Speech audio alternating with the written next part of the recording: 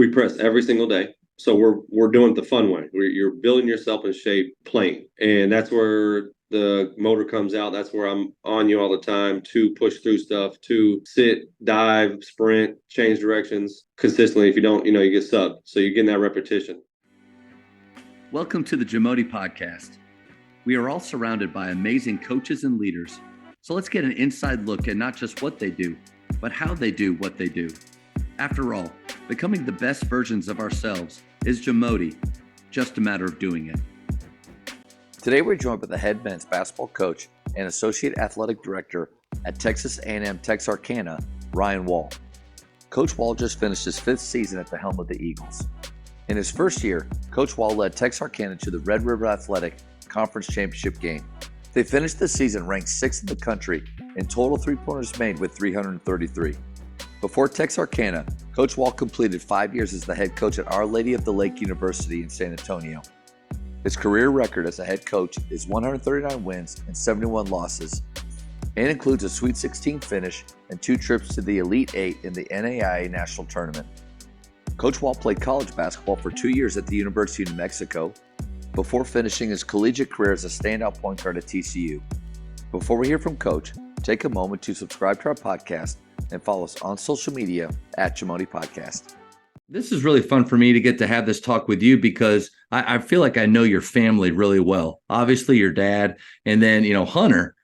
We were in a all-star game together. He was my roommate, and he had cornrows at the time, which I thought that was an interesting choice. But but no, it was really, really cool to get to connect with you. I really appreciate your time. Yes, sir. Thank you for having me. The first thing is getting to know a little bit more about you as a coach is really about your program. What would one thing that you would say that makes your program different? Our style is really different. We're pressing, makes and misses. When I was in 4th and 5th grade, I used to watch Nolan Richardson and watch his Big Nasty and Corliss Williamson and that whole squad. I thought they were nuts, but man, it was fun to watch. It was snowing outside, and I had a whole Arkansas jersey, top and bottom shorts, and tube socks back in the day, knee highs, and it was snowing outside. I would just go outside and play basketball. Yeah, and that, and then all my experiences, through playing and coaching, have developed the style, and it is unorthodox as far as just the naked eye, but it's a lot of fun. The kids have a lot of fun.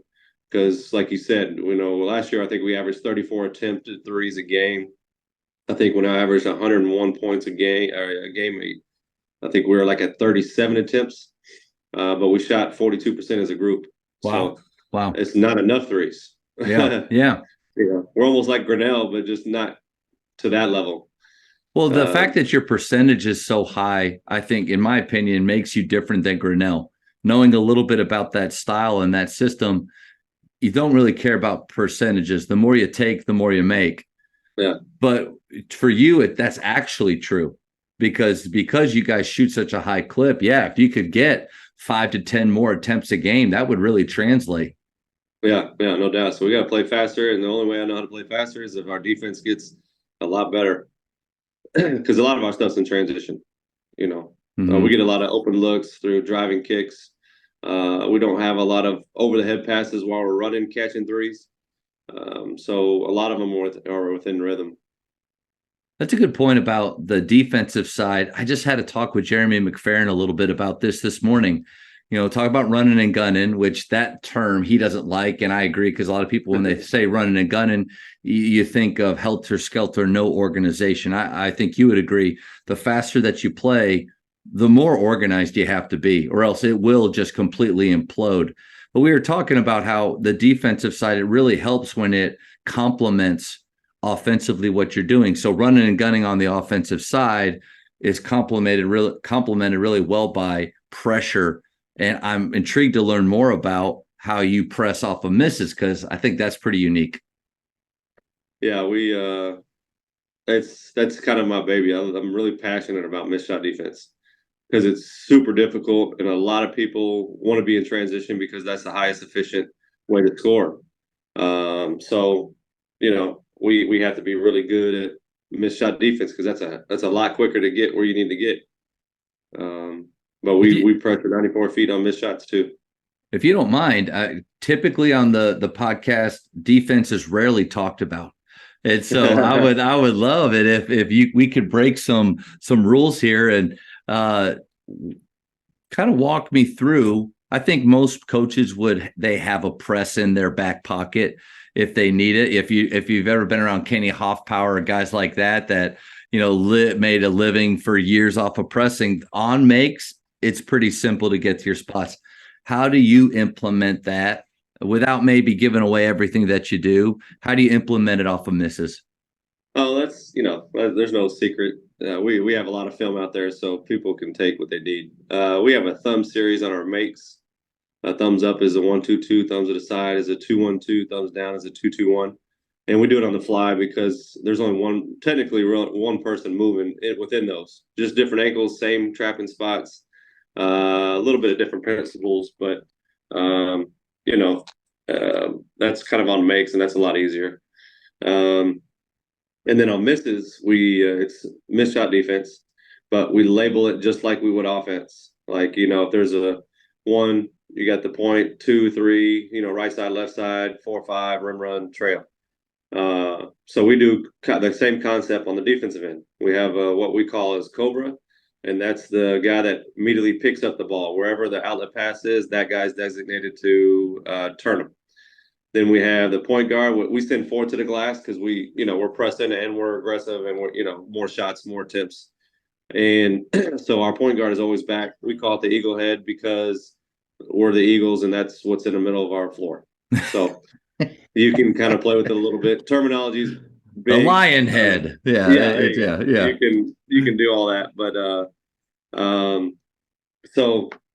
and then our 3-man is the top of the key and they have opposite. Most people have a numbered break of some sort. There are a few people that are transitioning to 5 out in transition, but we adjust to that. Then we have the 5-man rim run. The 4-man is actually got the rebounder because most of the time the rebounder is probably a somewhat of a big, not the point guard typically. So it's almost a man and a half with the outlet pass. So they're not doubling. You can play with it a little bit, but you're midline, ball line, and you got the middle. And the guy that has the Cobra is splitting the inside foot, so they have to bounce it outside the volleyball lines. Because most good guards, get to the middle or pitch it up the sideline. Yeah. So you got the Cobra who's got the ball you pick up, ball pressure, because we want them to bounce, so we want to get beat. We don't want them to pass it up. We have the 4-man who's also helping the Cobra, who's probably got the trailer more times than not. We have the point guard that's already back, who's got the first pass up the sideline. So that's most good guards will have an outlet pass, look up the floor and pitch it. So my point guard's already taken that away. My 3-man's at the top of the key, who's always got opposite, and then my 5-man's at the hole. So we're built into jobs, 5 on a side already, and everybody's covered. You might have a different guy in transition every time, but you're doing your job. If you do your job, your man will run right to you. So we try to take all the thinking out of it, and there's no excuses where you need to be and who you have. But as you know, coaching a while and playing the game at a high level, that it's very, very difficult to do that in transition. Mm-hmm. How often, I mean, what percentage of the time would you say you're getting 2 spots with the matchups that you're supposed to have, as opposed to, golly, they both ran to the opposite side, or no one is like I think what would be really annoying to you is if they're able to get it to their point guard and just up it right to half court or the sideline really easily without any friction. How often do you feel like you're getting to good spots? We do a pretty good job. I was watching film because I spoke in Memphis last week about it, and the more and more I watch film, the more and more I was like, man, we don't spend enough time on defense, and we literally are on defense 98% of the time in every practice. So I got to do a better job of not letting them play through as many mistakes, because with up-tempo style, you're going to have mistakes. So I typically let them play probably too much through mistakes. So I'll probably just need to tweak that a little bit or stress different things to be really good at missed shot defense. But at the end of the day, if you got dudes that can do it, anything's really good.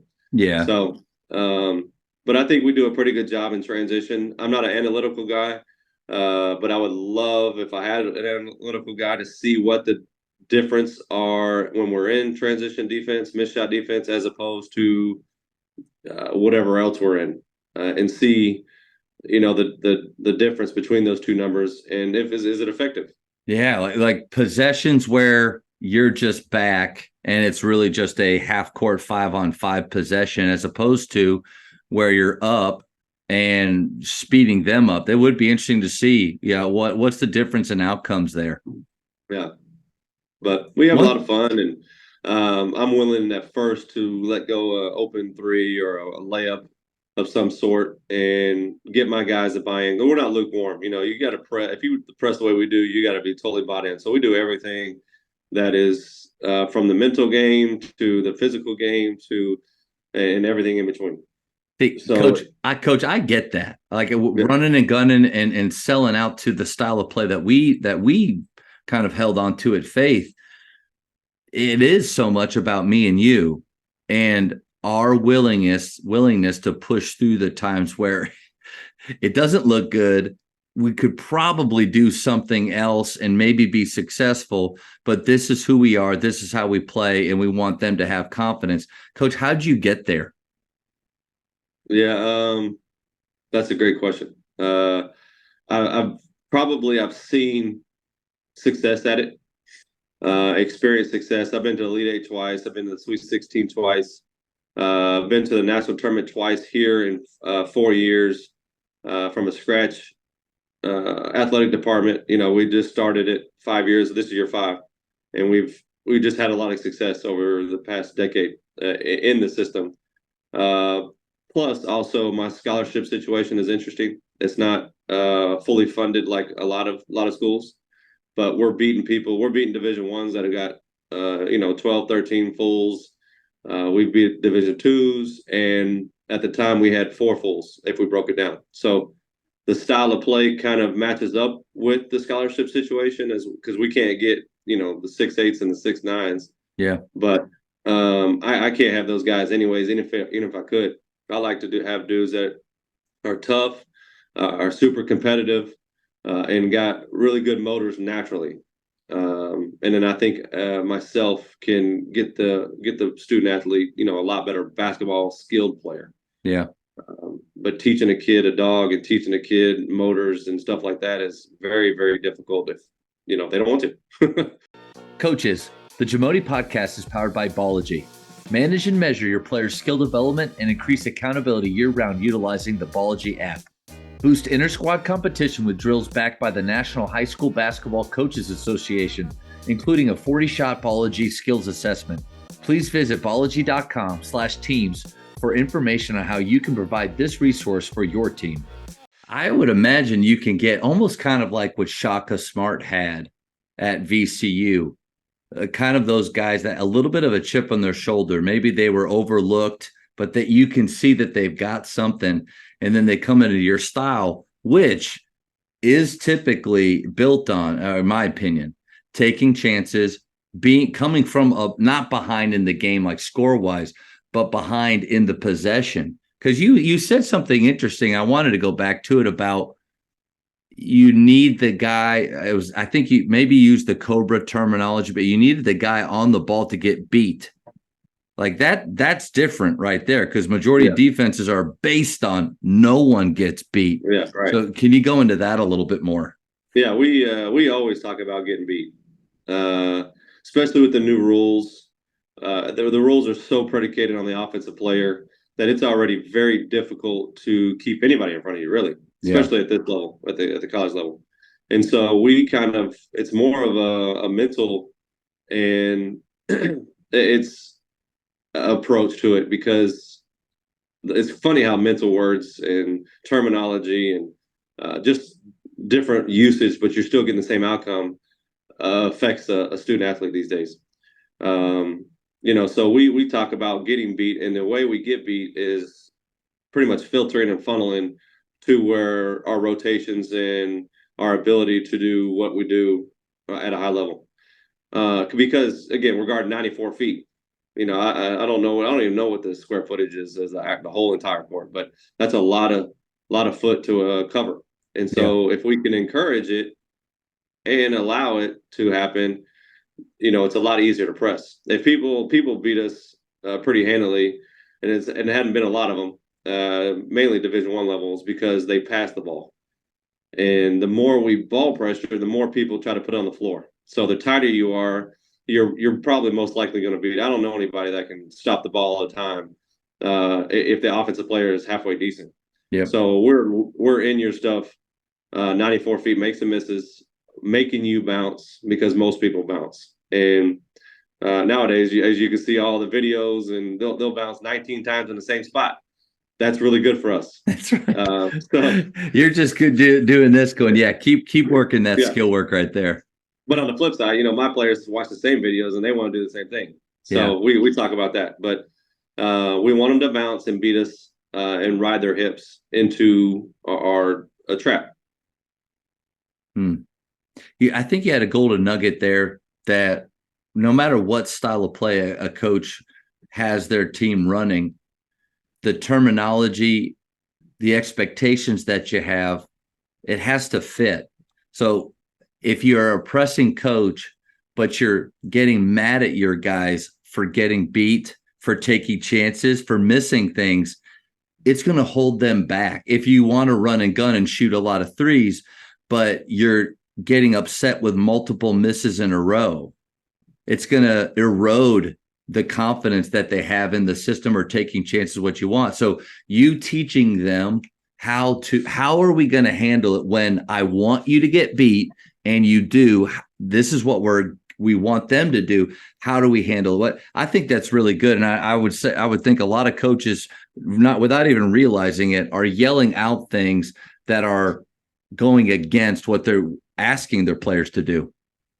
Yeah, defense. Even if I've had some really good on-ball defenders. Like one of the years, I've coached a guy that has still got the nation's leading steals in a game. He beat Mookie Blaylock. I think Mookie had like the record was 11 for a long time. This dude had 14 in one game. Wow. I've had some guys that can guard, and they still can't keep it in front. I tell my shooters all the time, like it ain't going in if you don't shoot it. Like Steph Curry, he's probably one of the best shooters ever.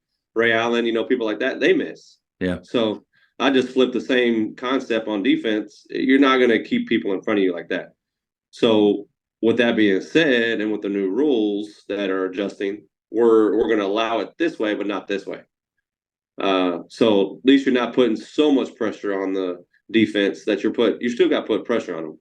Yeah. As far as the defender's mentality is, but at least he knows, okay, I can at least take this away, but now we're bouncing and I'm getting beat this way.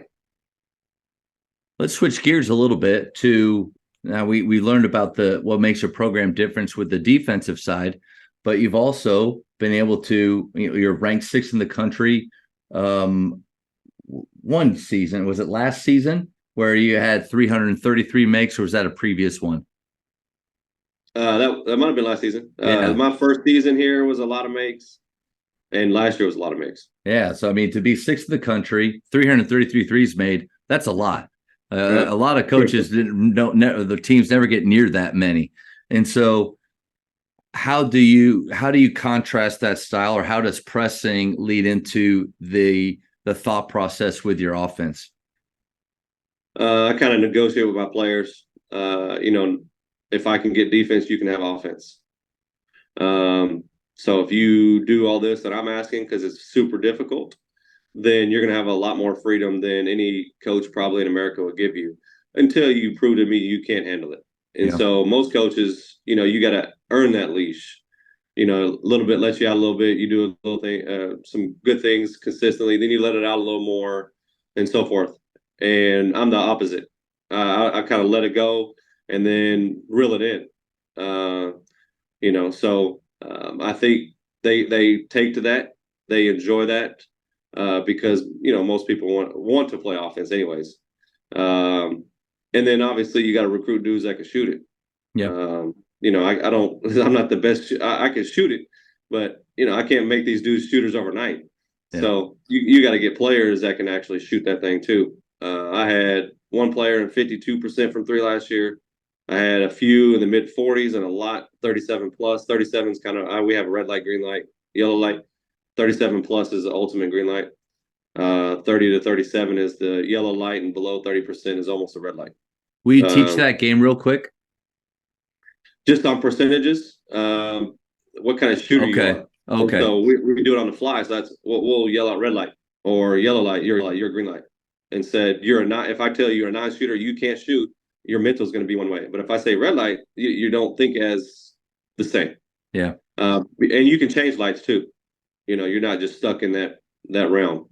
So it's just different ways to talk. It's different ways to motivate. It's different ways to get a point across. But ultimately, you're saying the same thing. So yeah, and I misunderstood. So not a game. That's not a game that you play, because we have a game green, yellow, red. But you're taking their percentages throughout the season, and based on the work that they've done, they either, like you said, they get more green light. I would imagine that's pretty fun to play for you. Yellow, you have a short lease. Red, a real short lease. Yeah. There's a couple of times where my 50+% shooters, I'll sub them for not shooting, and I kind of joke around with it and mess with it a little bit, and then I'll put them immediately right back in, like because I want to prove a point that your job is to shoot, and a lot of people can't shoot 50-some% from the field goal, and you're shooting that from the three. So if you got wide open looks and you turn it down, there's a problem. We don't get very many few people get good looks all the time. Yeah. And if you're shooting like that and somebody's playing off of you, you better enjoy it, because somebody that does a scout report, you probably won't get too many looks. To that point, when Duncan Robinson was in the G League, they told him they wouldn't allow him to move up to the NBA or wouldn't even get a chance until he could take 12 threes in a game. Not a certain percentage, but actually take them. Because to your point, I don't think people realize how hard it is to actually shoot a high number of shots mentally, but then just the act of getting open and finding your way, that's challenging. So in our practices, we do a lot of full court sprints into shots, footwork within our style, because we have a transition primary, secondary, just traditional basketball. And then we all flow into a 5-out offense. And it's just ball screen continuity that everybody's starting to run a little bit, and we have a lot of tweaks to it. We're very, very simple to scout, but hard to play against. Love that. So we don't run much, and what we run is pretty repetitious, but we have wrinkles within it. We got some quick hitters, but for the most part, we're a 5-out ball screen motion and read and react, and you got to guard a ball screen somehow. And there's a lot of ways to guard a ball screen. We trap every single ball screen. So again, we take all the thinking out defensively for you, because it's already difficult. And then offensively, you're reading and spacing and playing you until, like I said, you can't handle that.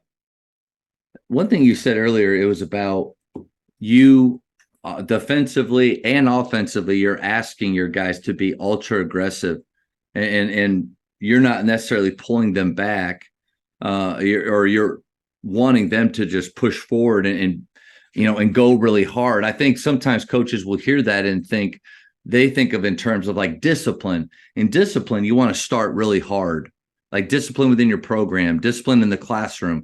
Start really hard, because then it's easier to pull back. But I think it's interesting because when they think of your style, they might think that it's just helter-skelter. There is no discipline.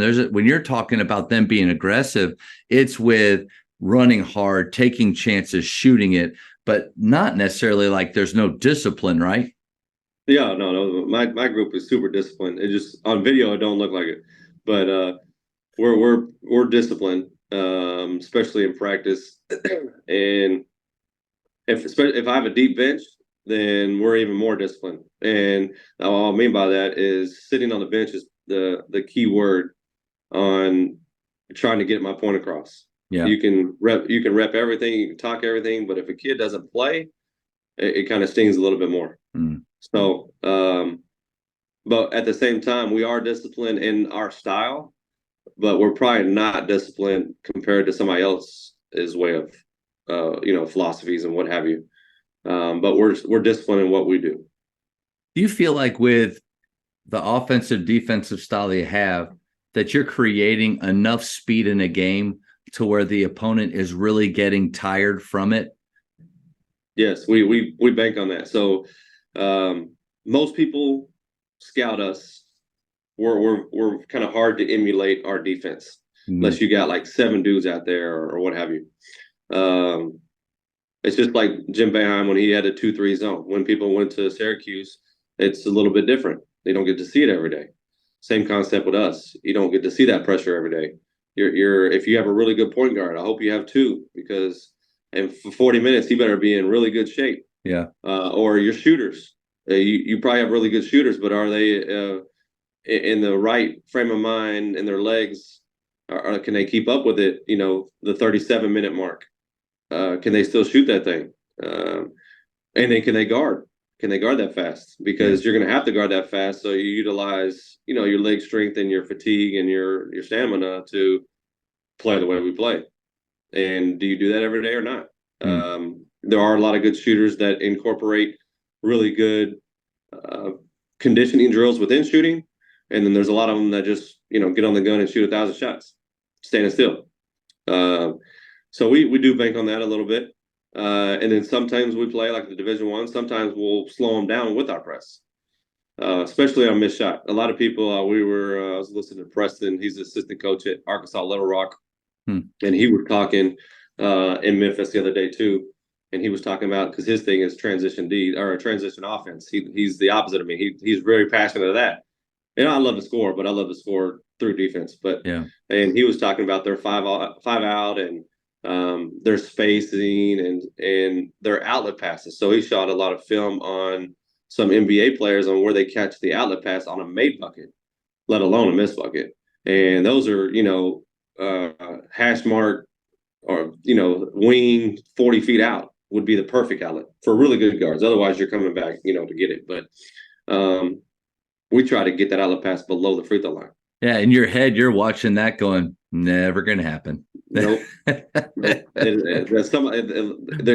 to go to like a quarterback. They got to go their second look. Yeah. Because we played a really good point guard. I can't remember his name. He was really good. He was a pro. He's playing pro now, but he was big time. But right hand dominant. So our Cobra would shadow him. Every shot go up, we're shadowing that dude. So there was no more outlet passes the way they played all season. He wasn't working with freedom. He wasn't working with space. We ended up losing because their whole team was good, but we held them 25 points underneath their points per game, and they scored a lot in transition. And so just those adjustments, and again, we scout, so we tweak our stuff. But, when we made it to the Elite Eight, you're playing 5 games in 6 days. We're running the exact same thing every day. Where we don't change. You're going to have to change your game plan from game to game. Yeah. A lot of confidence is gained from that. Yeah. So it kind of helps consistency and repetition and what you see as a team every single day. We don't change. Yeah. And so if somebody, like most people are traditional, they'll run traditional quick hitters into whatever they're into shot clock. When they do their quick hitters, so they're going into a shot clock at this level, most of them are going to go into a ball screen. Now we're back into trapping and rotating. So you're not going to be able to execute your stuff. If you do, you're probably at the 22-second mark running your stuff and the timing. And it's hard to get 5 dudes on the same page anyways. Yeah. But now we're adding to the 17 seconds. So we're taking off timing and spacing and all that. So all of that to say that we're do the same thing every day, but we're going to take you out of your stuff and vice versa. It's going to be hard for you to prepare for us, but it's still easy to scout us. Yeah. You had an interesting point about they were really good, so they beat us. I think sometimes when people are thinking of playing faster offensively or defensively, they're worried can we win doing this? Well, yes, some of the time, maybe more than some of the time. All the time, like go undefeated. I don't know. I don't know what style really helps you to do that unless you have the best horses, you Right. have the best players. Or people ask me, how would, like, defensively, what's really good to do against you? And I said, well, if they're bigger, faster, stronger at every spot, then they guard us one-on-one and they don't help. And what do you do against that? We'll probably lose that game. Like, I hate to sound like that as a coach, but then there's a reality to that. What you do is really great, and it'll give you a really good chance to be competitive and win, but not every night, right? Right. No, I've never gone undefeated. So we've won a lot of games, but not. We've always lost some too.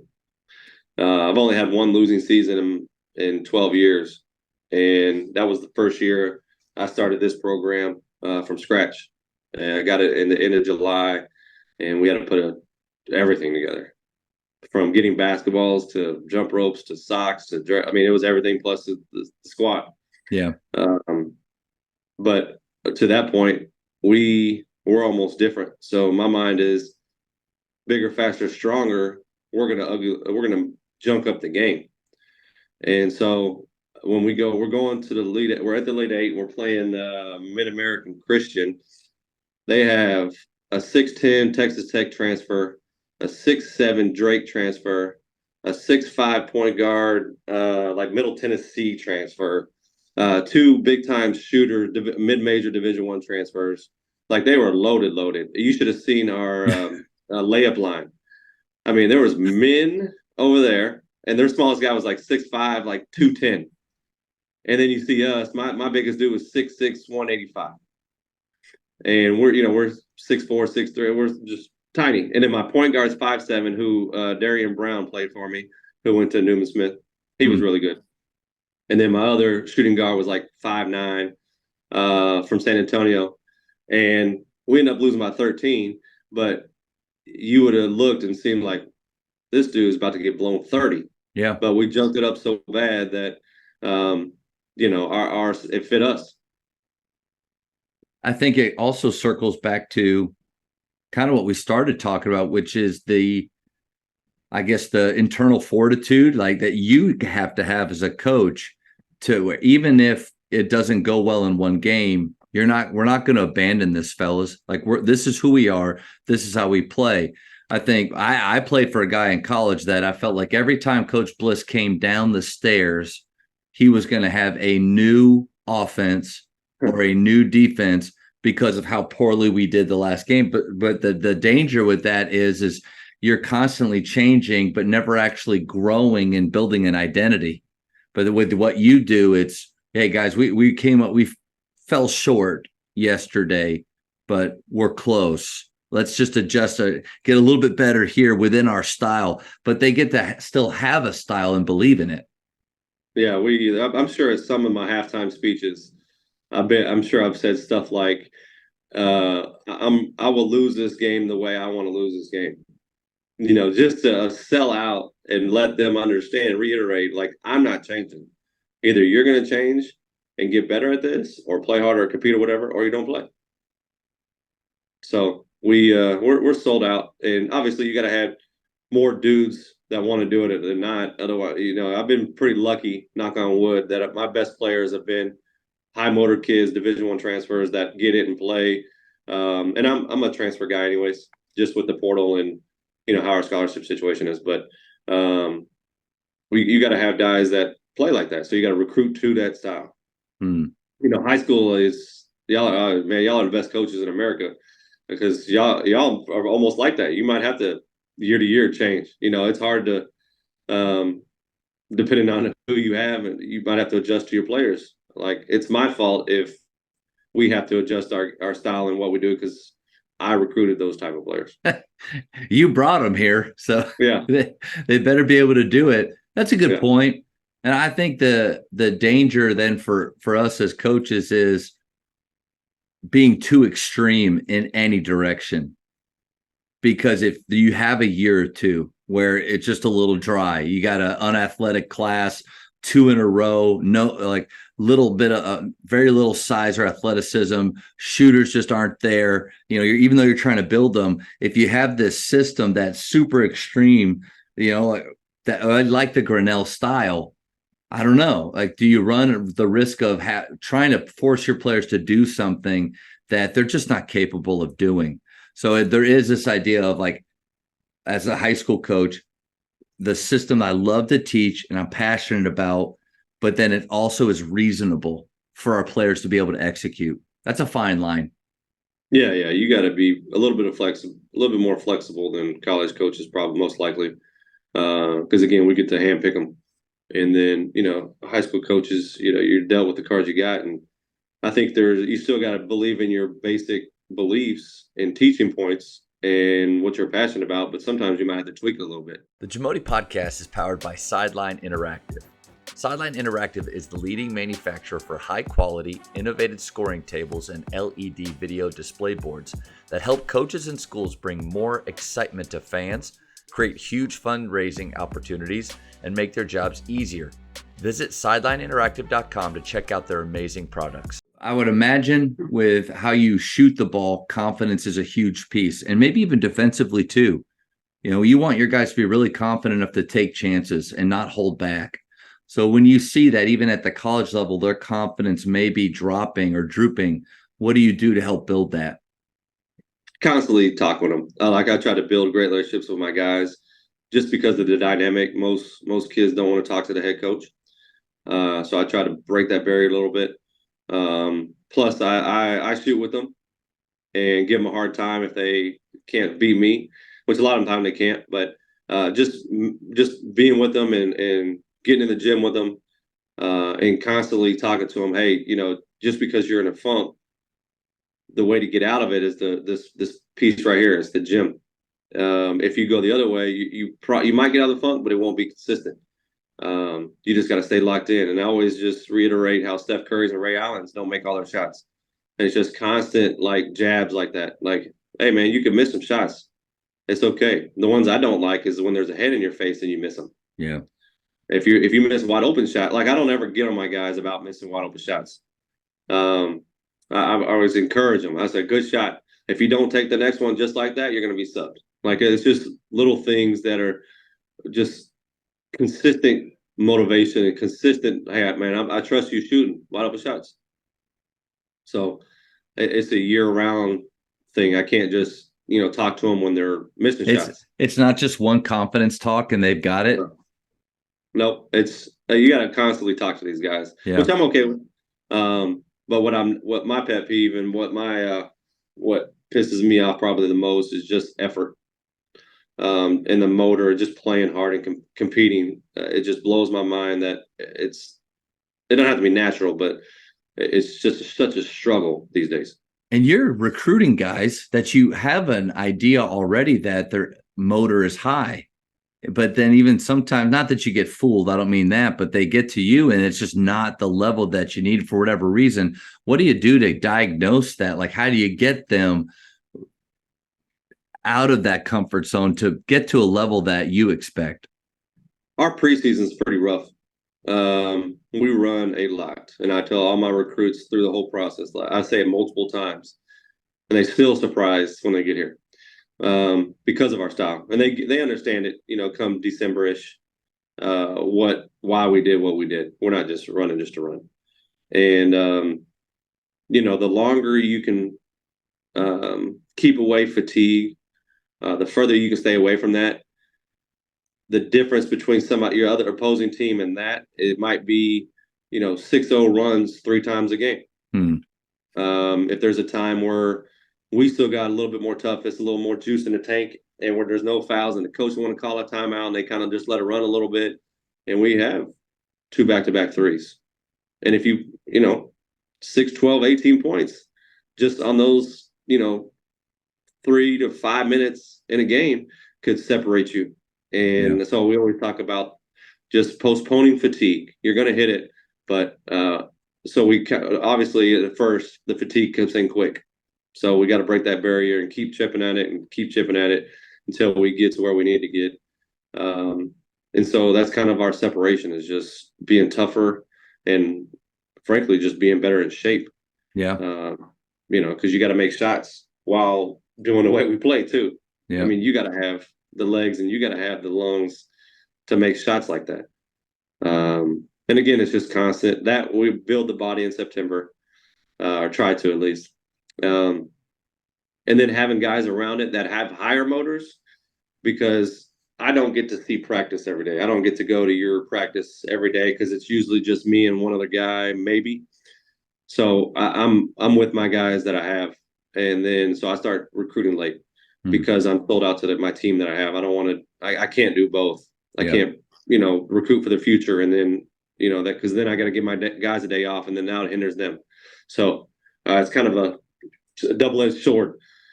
And so when I go to games or when I see them on film, they're most likely got a little bit of motor. When I talk to coaches, talk to assistant coaches, talk to opposing coaches, just got to trust, people's word. And sometimes I am kind of okey doke, but at least I know they got something in them and I've seen it that I can get out of them. And then ultimately, if they don't, then, they just It don't won't come be here very and don't play. long. It won't be Right. very long. So I love the idea of building their body in September. That's really good. How much of that conditioning do you feel like really carries over throughout the season, or when the season begins, are you continuing to do things in practice to keep building that foundation that they've already set? Yeah, so the foundation is all the running. Like we don't once we have a conditioning test at the end of our preseason, and our conditioning test is 12 33s. At 33 is down and back 3 times in 33 seconds. You got to make 12 of those in a row, and you got a minute 6 break. So we have 3 groups. So there's constantly people running. Say that one more time. So you got 12 33s. You got to make 12 33s with a minute 6 break. We break it up into 3 groups. So there's constant running. So one group runs is 33 seconds. Another group runs 33 seconds. There's your minute 6 for the third group. And then you kind of just recycle all the way through. And then you got to make 12. Once you make those 12, you're done running sprints. We're done with preseason. Now you get your jersey and your gear. And the guys just eat it up and love it because they know 2 things. They're a part of the team now, and no more running. So we literally don't run unless, obviously the guys aren't doing what they're supposed to, and we'll line up and run. But I don't have anything in my head like, okay, today we're going to run this on top of that. We do have winners and losers. Losers always run, but we don't have we're setting time away to run sprints. We don't do that. We press every single day. And that so builds a lot there. Yeah. Yeah. So we're doing it the fun way. You're building yourself in shape playing. And that's where the motor comes out. That's where I'm on you all the time to push through stuff, to, sit, dive, sprint, change directions consistently. If you don't, you get subbed. So you're getting that repetition. And the guys that really want to play more, that get a little bit more fatigue, I'll encourage, hey, man, we probably need to get on the treadmill. Hey, we did a lot of teaching yesterday. I'll encourage them to do it on themselves. But after September, I don't make them line up anymore. I think I've been guilty of starting that process too late, or maybe even waiting until the season. All right, now we'll get an in-game shape.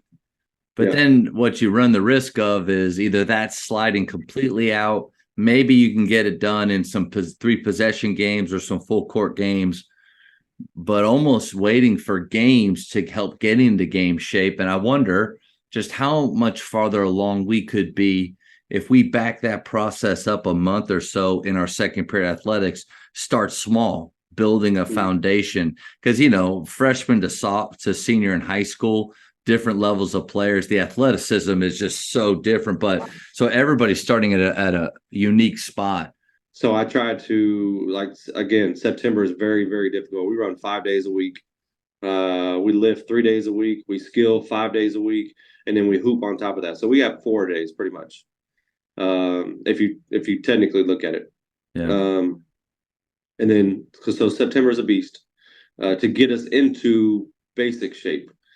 And then we hope to, by December, you're in tip-top shape. Social media is such a big part of all of our programs now, and all the things in your plate with that being an AD as well. Like, I feel a little bit bad that I even talked to you about my day, because I kind of go home every day, and my wife will be like, "How was your day?" I'm like, I don't really have bad days. It's pretty great, but Yeah. maybe that's why, I choose to be at Faith. But social media is a big part. How do you use it to enhance your program? Oh, that's the name of the game in recruiting these days. I'll call a guy, I'll text a guy, nothing. I'll hit him on a DM, he'll hit me back. I mean, it's It's it's wild. It's wild how it works. But it's the way of life. yeah, And so I try to be constantly on it. But luckily, I have a local guy now that's going to join my staff. I'm going to make him the director of analytics and social media. He's really good. So he's going to be dedicated to our uh, showing our promotion and all that online in our social media. nice. Um, so I utilize it for recruiting, um, a communication between them, and as well as promoting to show everybody what we got. Yeah, We got nice facilities, great location, and a lot of people don't know we have it because we know we're 5 years deep. We're starting year 5, so we're just trying to. We don't have a lot of history, but we got rich history, and we're just trying to develop it on a daily basis because I think if you're consistently on social media, you touch more people. yeah, yeah. You definitely have to have a plan. It can't be hit or miss. There are some high schools now that I feel like just do such a phenomenal job. Like Duncanville High School has a person on their staff that's all they do. So Yeah, she's good. yeah, She's yeah. good. So their platform is incredible. I'm a lot like you, where I feel like it's just me doing all these things here. All my coaches are part-time. So I never ask them to do anything more than when the season hits, we come to practice and give your very, very best. And I appreciate that.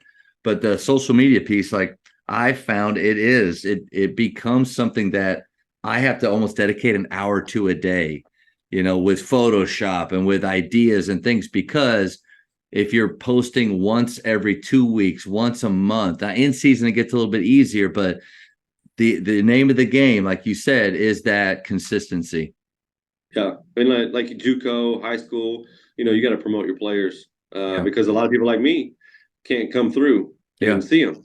So the platform itself is good when y'all promote because otherwise we're going to every web address in America to get stats or get video or it's so much easier when high school coaches and JUCO coaches DM you or send you tweets or put stuff on IG with films and so and tag their name so I don't have to go and Google their name. It's just so much quicker and easier Yeah. when social media is utilized. Speaking to that, you as a coach looking at a player's profile, what are some things that kind of let you know this kid's really serious about playing at the next level? And then maybe some things that kind of turn you off a little bit. Yeah, it's just like job interviews nowadays that Yeah. employers are looking at your social media, not your resume. Obviously, you got if it's like a accountant, you better have an accountant degree, stuff like that. But what you put up there, it'll tell us kind of what kind of kid you are. Are you always posting in the gym? What are you doing in the gym? Who's around you? Are you posting? Going out to parties, or are you always on vacation? Or just it kind of gives you ideas of what kind of person you are. That's a good Um, one. Yeah. you know, so I'll read into that, and then what's in the background of the picture. I look up the entire picture, not just the actual focal point. So the kids got to be careful when they take pictures. What's their surroundings? Because it's just like anything else. Everybody on social media, it's the highlight of their life. It's not life. Mm. And so a lot of people get that misconstrued about, man, I wish I could be that person, but then that person could be very, very unhappy. You Yep. don't see the surrounding, you just see the immediate picture. Um, so, it's an interview process with recruiting. Okay, I can't touch that kid because he keeps posting about this. A lot of kids get into posting lyrics to songs. You got to be careful with that. Um, just a song. Do we all listen to it? Probably. But you're promoting yourself on it right now. So it's good and And bad. you're promoting you're promoting that person, which means you're aligning yourself with them. and some people that's not bad. Like, Lecrae is pretty safe. Like you put on a Lecrae lyric, you're all right. But they do need, I feel like if it's their brand, you got to be careful the brand that you're aligning with by what you're sharing as well. Yeah. I mean, you might listen to it in your headphones or when you work out or in your car or whatever. That's you. There's nothing bad about listening to words, but it's just like God says, what you intake is probably eventually going to catch up to you. Yeah. So you just got to be careful with how you surround yourself. Like I always try to surround myself with smarter, better, bigger, richer, wherever I need to be. That's People. why I have you on right now is for that. I don't know about that. Hey, let me ask you this about highlight videos. So I try to do some for my guys, and they a lot of them want to put it on their whatever platform, and they want to share it. Do you have any tips for like what makes a highlight film that for you makes you curious? Do not put free throws on there. A lot of guys put free throws up there for whatever reason. It's just like cone drills. Like you might be the best cone drill guy, but then when you put somebody in front of you, you're dribbling all over your foot. That would probably be one tip. But for me, I like energy plays. I like motor plays. I like charges. Obviously, the skill with the ball.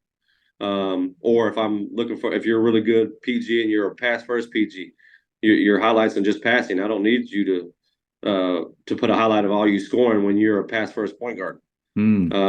So you got to highlight what you're really good at, not that you can. You got a big bag. If your bag ain't full, if your bag is what it is, then show me what it is. A lot of people get confused and want to promote more than what they are. Because they want, somebody said, I'm not a shooter coach, but I'm going to show you. So I'm going to put a highlight of my 9 threes on there, but I'm shooting 17% from three, So it's just got to make sense to you. And it's a lot better when there's actually a personal note to it instead of, I get a lot of, hey, Coach Stevens, this is so-and-so. I'm like, no, I'm Coach Wall. Like, because they send it everywhere. Yeah. So you got to be careful with that, but yeah, it can't be like, not to knock any like NCSA or whatever that is. For me personally, I get 1,000 a day. So it's going to be hard for me to watch every single 1,000 clips when I'm getting everything from them. If you're sending me a clip, there's got to be some type of connection network. Also on top of that, like if you're not connected to them, maybe hit them a couple times, be consistent. You might have hit them at the wrong time. Yeah. You might have hit coach with at practice or on the road, and he looks at it on the road and just forgets about it. Just be consistent with it. But I would recommend, highlighting you and not trying to show the people that what you can't do. That's good. What about things like field level? Is that something that you've ever used, or are you even familiar with that, what I'm talking about? Yeah, it's similar to NCAA. The only thing I like about it, there is a little bit more of a like for me, I can actually connect with some people, and I don't know, a little bit more, I think, coach friendly. The other one, I feel like I have really nothing to do with it all, but I didn't know, I've tried to get my guys to create profiles on there, but I always wonder, like, how many guys, it seems like the baseball world really uses that, and maybe, I don't know, rugby or soccer or something, but I didn't know on the basketball side if that's something that's useful. I don't recommend it to anybody because you got to pay for it. Yeah, that's true. The premium is really expensive. Yeah, you can put the same information on your Twitter. Yes. Yep. It's just like the NILs. You can brand yourself. Yep. And I always just tell people, Twitter is the easiest way because it's free. Yeah. Even though you got to subscribe now if they don't follow you or whatever the X is. I shouldn't say Twitter. I don't even know what's called anymore. What are you even talking about? I don't know what that is. But not to knock it. For me personally, I don't use any of those platforms. I just go straight to social media because that tells me a lot about the kid themselves. And then most of the time, they're going to put film of themselves. To get like the GPAs and the transcripts and all that, that's interesting realm on that side. But I like to reach out to the coaches and develop relationships to get that information. Yeah. Because if I have everything given to me, then I'm not going to build a relationship with you unless you have a good player, and now it's transactional.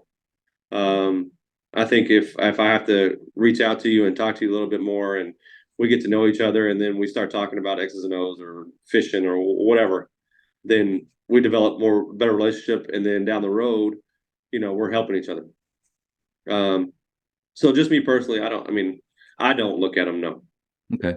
Unless something catches my eye, or my assistants or my players or something. Very rarely, though. Coaches, the Jamodi podcast is powered by Shoot 360. The future of basketball has arrived in Dallas-Fort Worth. Shoot 360 combines the latest sports technology with the fundamentals of basketball skill development. The result is a one-of-a-kind video game-like basketball program designed to improve your shooting, dribbling, and passing. Visit shoot360dfw.com to learn more and register for your free 1-hour workout evaluation. Shoot 360, the future of basketball is here. Coach, the speed round. If anybody knows you, a lot of guys in DFW do, and they're going to get to know you even better. So these are quick questions. First thing that pops in your head. You ready? Okay. Favorite ice cream flavor? Chocolate. Greatest shooter of all time? Ryan Wall.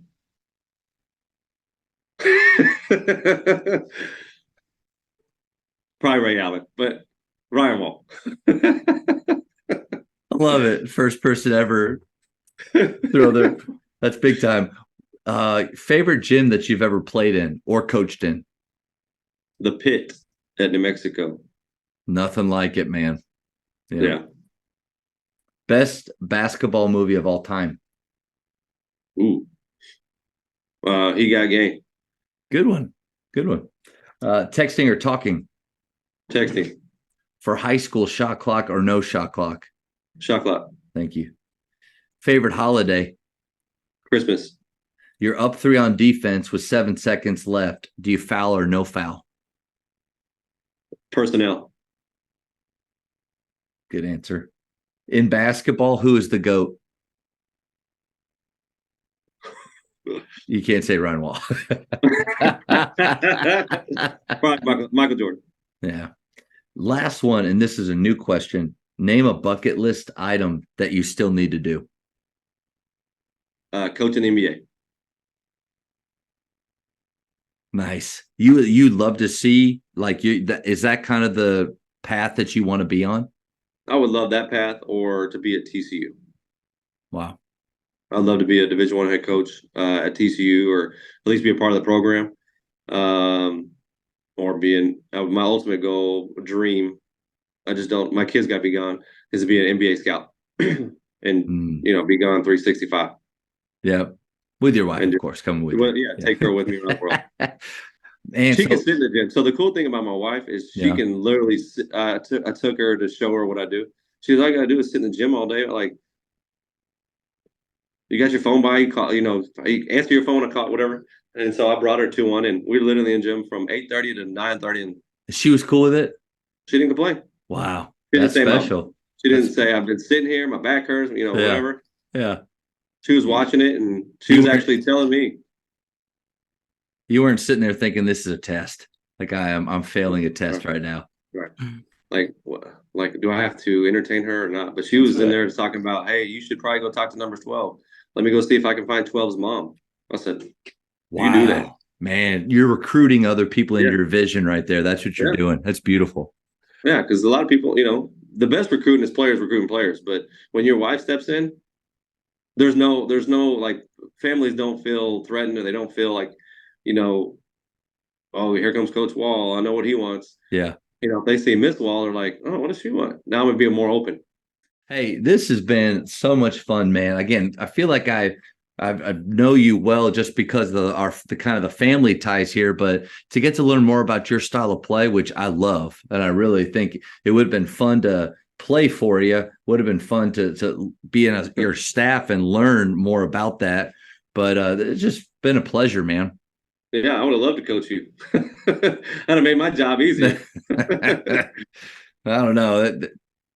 I'm not as athletic as a lot of your players, so you would have had to. I would have been struggling in September to get my September body. But no, Yeah, but you were tough and got it done. yeah, I would have done everything I could to make you happy. That was what I would have done. But I really appreciate your time, and this was a blast to get to learn more about you and learn from you.